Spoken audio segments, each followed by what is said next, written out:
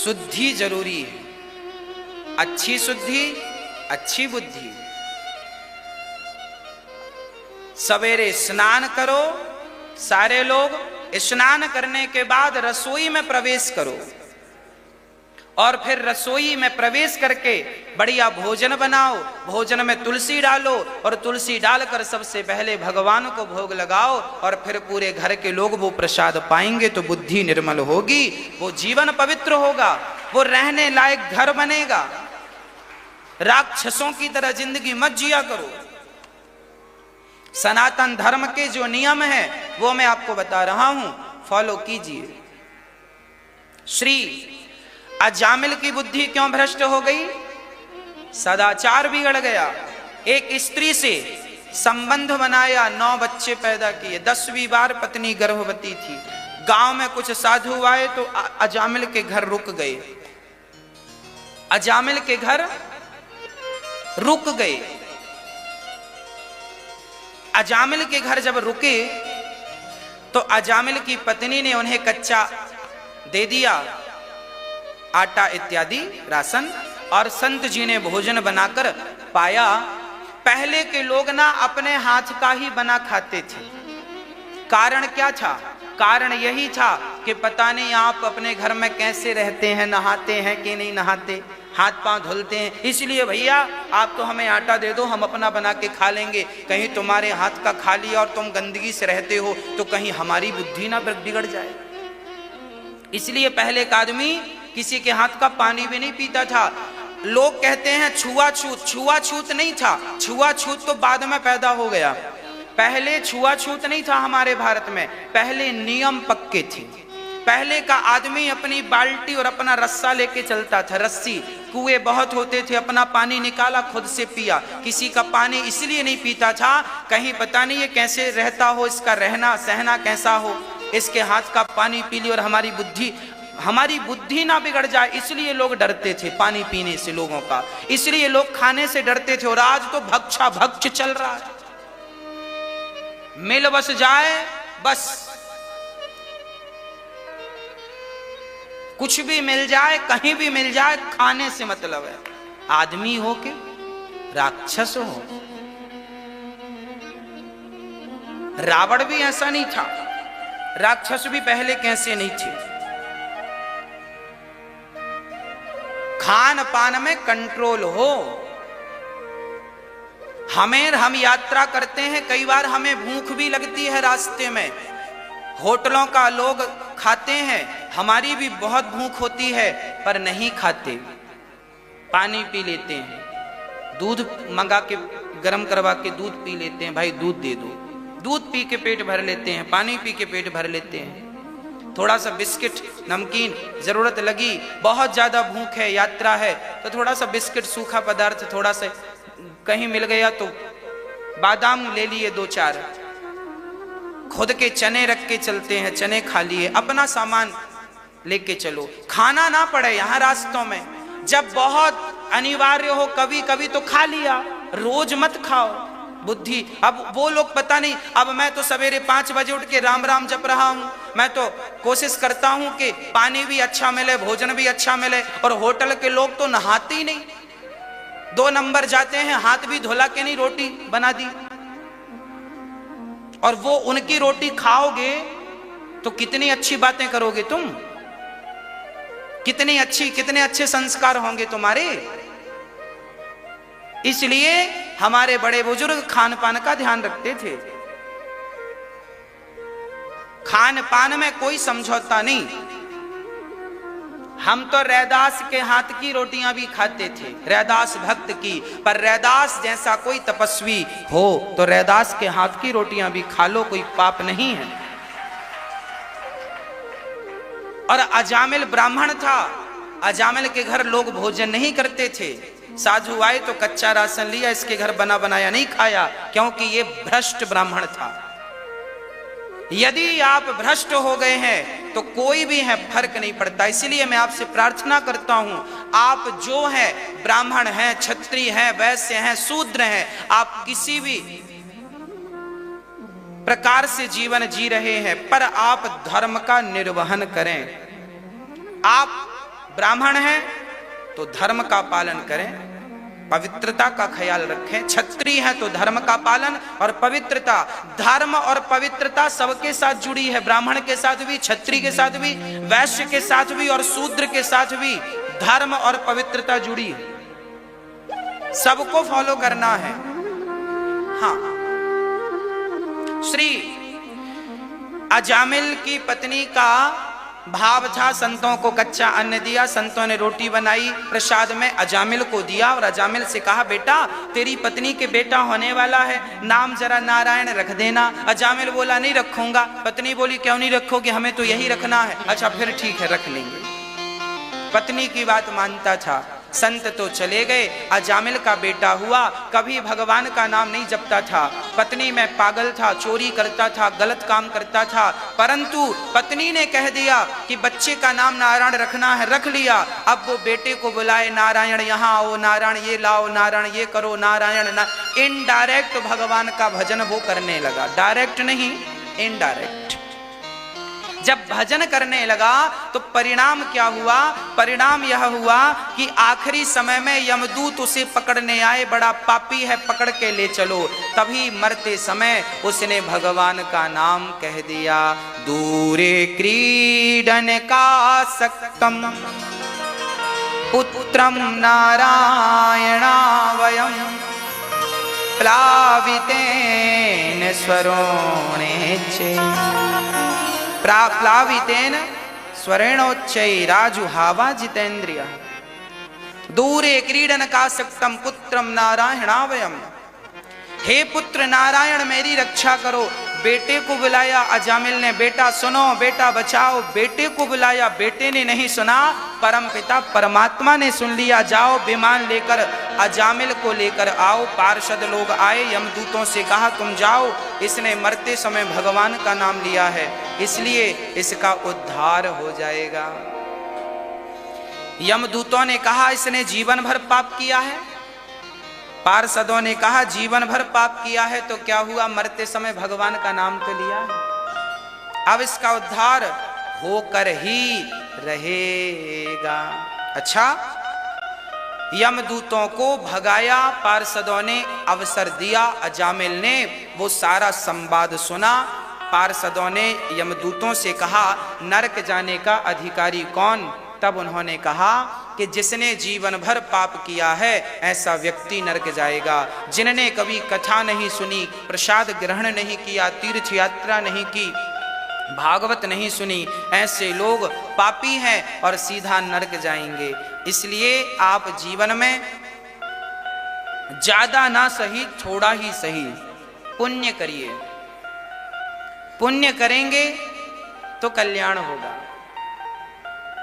थोड़ा सा पुण्य बहुत कुछ देता है। एक बार मुझे स्मरण आ गई बात। एक बार एक छोटा सा बालक अखबार देता था, अखबार बांटने जाता था। एक दिन वो अखबार बांट रहा था, उसे बहुत जोर की भूख लगी, बहुत जोर की। वो बिना माँ बाप का बच्चा था, उसके माँ बाप बचपन में गुजर गए थे, कोई नहीं था, तो कहीं ना कहीं से लिंक मिली तो वो अखबार बांटने लगा। 2 पैसे अखबार बांट के कमाता। एक दिन उसे बहुत जोर की भूख लगी। आज उसके पास पैसे भी नहीं थे, क्योंकि महीना होगा तो लोग पैसे देंगे, अभी महीना हुआ नहीं था। तभी एक घर में वो पहुंचा तो दरवाजा पर उसने खड़े होकर दस्तक दी। अंदर से एक छोटी सी लड़की निकल कर आई। एक लड़की थी और एक बूढ़ी सी मां थी। उसने दरवाजा खोला, इसने कहा अखबार ले लो। ये उस लड़की की तरफ, उस मां की तरफ देख रहा था, मानो ये कह रहा था कि हमें 2 रोटी मिल जाती या कुछ मिल जाता। तो बहुत देर तक वो खड़ा रहा। अखबार देकर रोज चला जाता था, पर आज खड़ा रहा। उसे मांगने में तो संकोच लग रहा था, कैसे मांगे इनसे रोटी, कैसे मांगे इनसे कुछ। तभी वो लड़की छोटी सी थी, शायद उसे समझ में आ गया कि ये बालक भूखा है। तुरंत उसने कहा भैया तुम्हें भूख लगी है क्या? उसने कहा हाँ हाँ भूख लगी है। उस लड़की ने कहा सुनो, अभी हमारे घर सुबह सुबह रोटी तो नहीं बनी और कल की रोटियां भी नहीं है, हम आपके लिए बढ़िया गाढ़ा सा दूध लेकर आते हैं, रुको रुको।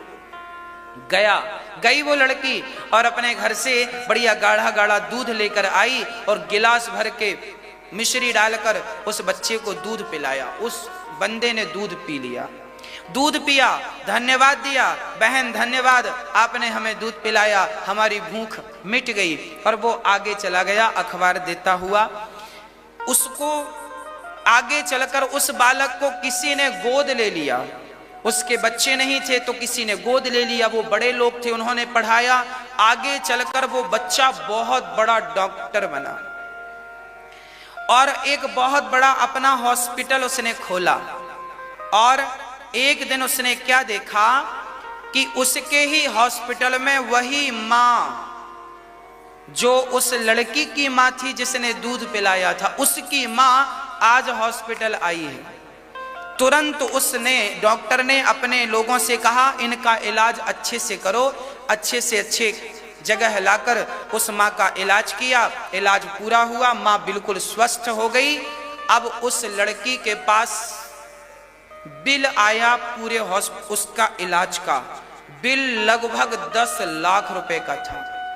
वो लड़की के हाथ में जब बिल किसी ने दिया तो लड़की ने देखा कि 10 लाख, रोने लगी, भैया मेरे पास इतने पैसे तो नहीं हैं। तभी उस बिल में नीचे लिखा था कि बहन तुम्हें 10 लाख देने की जरूरत नहीं है, तुमने वर्षों पहले 1 गिलास दूध पिलाया था, उस 1 गिलास दूध में ही तुम्हारी माँ का इलाज हो गया। अब वो समझ ना पाई, तब ये आया और ये पहचान गई आप वही हैं जो अखबार देते, हाँ हाँ मैं वही हूँ। आज भगवान ने मुझे हॉस्पिटल का मालिक बनाया है और आपने कभी मुझे गिलास भर दूध पिलाया था। जब आप समर्थवान थे तो आपने दूध पिलाया, अब मैं समर्थवान हूं तो मैं आपकी माँ का इलाज, कोई 10 लाख देने की जरूरत नहीं। वो बहन लिपट कर रोने लगी अपने इस भाई से कि 1 गिलास दूध कभी पिलाया था तो उसका फल इस प्रकार से मिला। वही हम आपसे कह रहे हैं कि जीवन में कभी भी पुण्य करने का अवसर मिले तो पीछे मत हटिएगा, क्योंकि उस पुण्य का फल आपको वापस मिलेगा जरूर। कभी ना कभी किसी ना किसी रूप में किया गया पुण्य आपके सामने आकर खड़ा होगा। कई बार हम लोग मरते मरते बच जाते हैं, एक्सीडेंट होते होते बच गया, क्यों? क्योंकि आपने जो कभी पुण्य किए थे वो पुण्य आड़े आ गए और उन पुण्यों ने आपकी रक्षा की। इसलिए आप जीवन में पुण्य करना ना छोड़िएगा और नियम बनाइएगा कि आप रोज पुण्य का काम करेंगे। आप रोज किसी एक व्यक्ति को भोजन कराएंगे, आप जीवन में किसी एक माँ को गोद लेकर एक माँ का सहारा बनेंगे, आप किसी एक माँ का आशीर्वाद जरूर प्राप्त करेंगे। आपकी माँ बहुत प्रसन्न होगी यदि आपने किसी एक माँ की उंगली पकड़ ली तो, किसी एक माँ का सहारा बन गए, एक माँ की लाठी। विश्वरूप को अपना गुरु बनाया, विश्वरूप से नारायण कवच की दीक्षा ली, यज्ञ कराया, पर यज्ञ में विश्वरूप जी ने राक्षसों को आहुति दे दी। इससे इंद्र ने विश्वरूप का सिर खंडित कर दिया, इंद्र को ब्रह्म हत्या लगी। इंद्र ने अपनी हत्या 4 लोगों में बांटी। स्त्री में रज के रूप में दिखती है, जल में झाग के रूप में, वृक्षों में गोंद के रूप में और पृथ्वी में बंजर भूमि के रूप में। वृत्तासुर को उत्पन्न किया विश्वरूप के पिता ने, त्वष्टा ने। वृत्तासुर से युद्ध हुआ, अंत में दधीची की हड्डियों का वज्र बनाया और वृत्तासुर का उद्धार किया। ये वृत्तासुर पिछले जन्म में चित्रकेतु नाम के एक राजा थे और ये राजा, इनकी कोई संतान नहीं थी, पर संत कृपा से संतान हुई। संतान थी नहीं पर संतान संत कृपा से हुई, पर 5 साल का ही वो बालक मर गया। चित्रकेतु बहुत रोए कि बेटा मर गया, बेटा मर गया। नारद जी ने कहा आना जाना चलता है, रोइए मत। तब नारद जी ने उस मरे हुए बच्चे को जिंदा किया और उस मरे हुए बच्चे ने जब अपनी बात कही कि मैं अपने कर्मों का फल भोगने आया था, फल भोग लिया, अब मैं जा रहा हूं। पिछले जन्म में उस बच्चे ने कहा मैंने आपके घर की 5 रोटियां खाई थी, इस जन्म में 5 वर्ष तक आपका बेटा बन के हिसाब दे दिया। वही चित्रकेतु इस जन्म में वृत्तासुर बने और आज इनका उद्धार हो गया। एक बार यदा देवेषु वेदेषु गौसु विप्रेषु साधुषु धर्मे मयि च विद्वेषः सवः आयो विनाश्यति।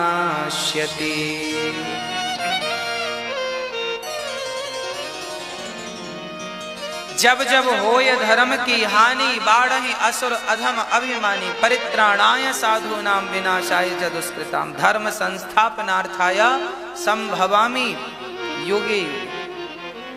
जब जब धर्म का ह्रास होता है तब तब भगवान को आना पड़ता है। प्रहलाद हिरण्यकश्यपु के सबसे छोटे पुत्र का नाम था प्रहलाद। एक बार भगवान को प्रहलाद के लिए आना पड़ा। प्रहलाद नाम के एक भक्त रहा करते थे। प्रहलाद के पिता तपस्या करने गए, जब वापस आए प्रहलाद जी का जन्म हुआ, बहुत लाड़ प्यार किया। एक दिन प्रहलाद जी के मुंह से भगवान का नाम सुन लिया हिरण्यकश्यपु ने। बुलाकर पूछा बेटा यहां आओ, ये तुम किसका नाम जप रहे हो? प्रहलाद ने कहा पिताजी ये भगवान का नाम है, यदि आप भी नारायण नारायण जपेंगे तो आपकी भी गति हो जाएगी।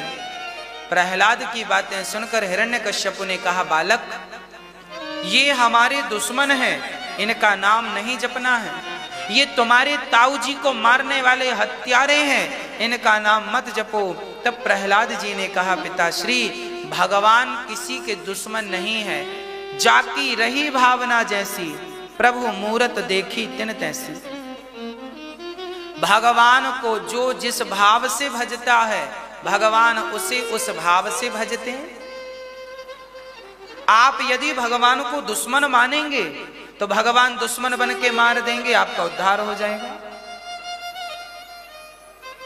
जाकी रही भावना जैसी प्रभु मूरत देखी तिन तैसी। हिरण्यकश्यपु ने कहा मुझे उपदेश मत कर और तू ये नाम छोड़ दे। प्रहलाद जी ने कहा पिताजी क्या कोई श्वास लेना छोड़ सकता है? ये नारायण नाम तो मेरी श्वास में बस चुका है, अब मैं इसे कैसे छोड़ दूं पिताश्री। तब पढ़ने के लिए भेज दिया संडामर्क के घर और कहा कि मेरे बच्चे को ठीक ठीक करके भेजना, ये भगवान का नाम ना जपे।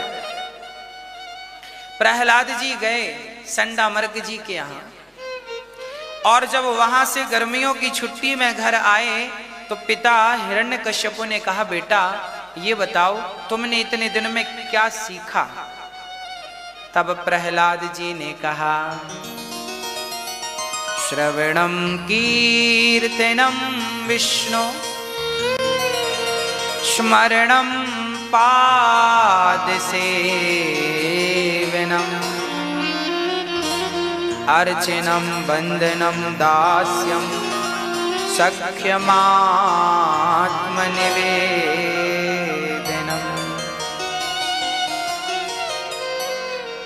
प्रथम भगति संतन कर संगा दूसर रति मम कथा प्रसंगा।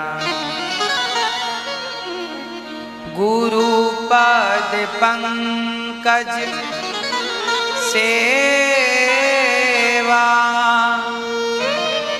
तीसर भगति हमार।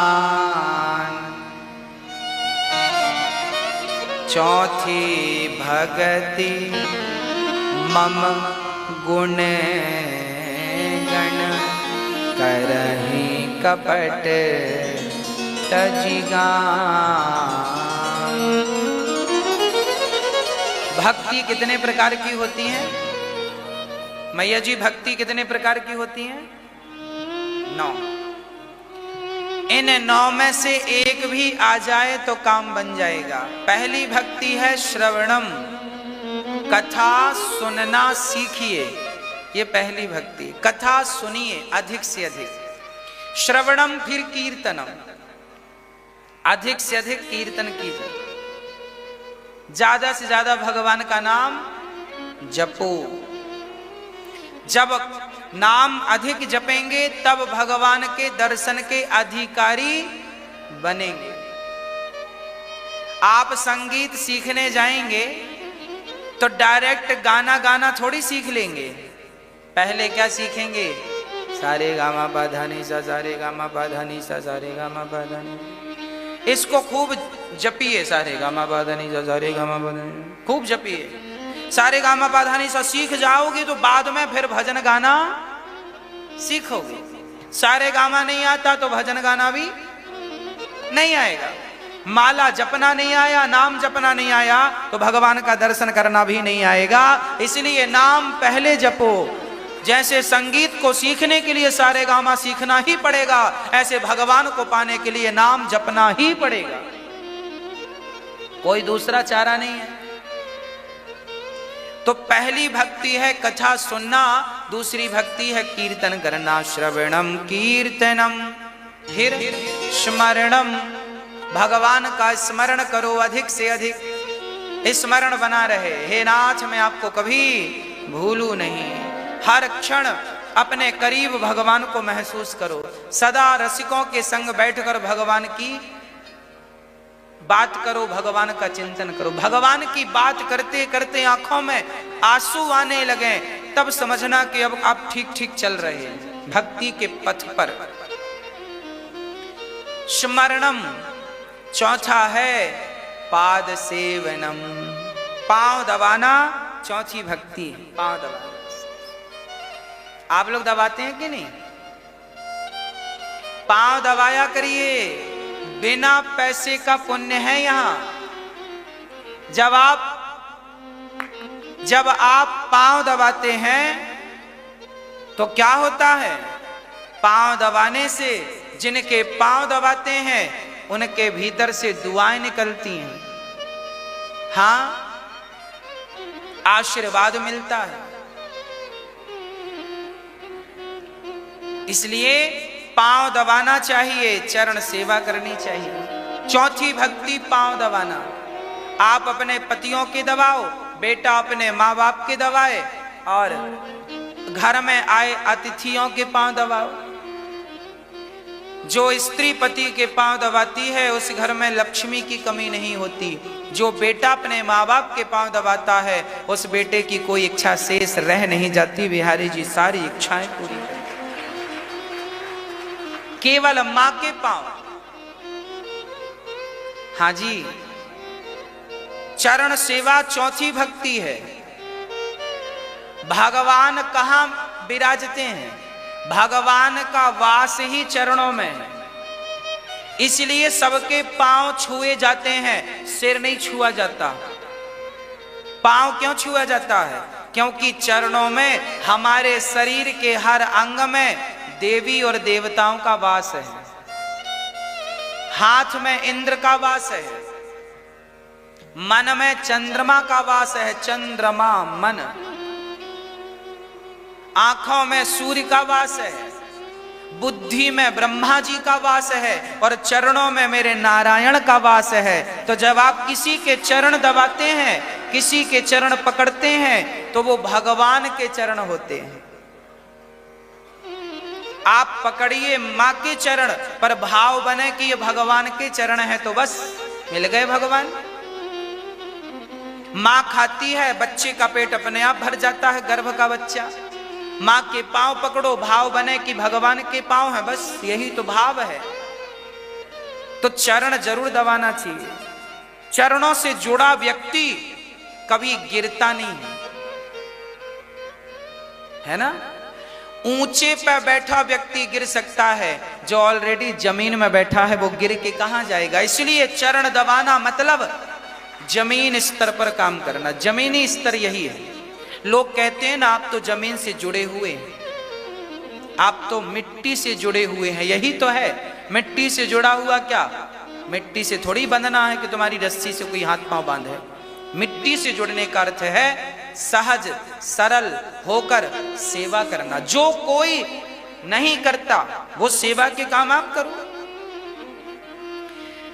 पहली भक्ति है श्रवणम, फिर कीर्तनम, फिर स्मरणम, फिर पाद सेवनम चरण सेवा, फिर अर्चनम। अर्चन करिए, तुलसी के पत्ते तोड़िए ढेर सारे, और सुनिए अभी एकादशी आ रही है कि नहीं, बड़ी एकादशी, और आज छठ पर्व है।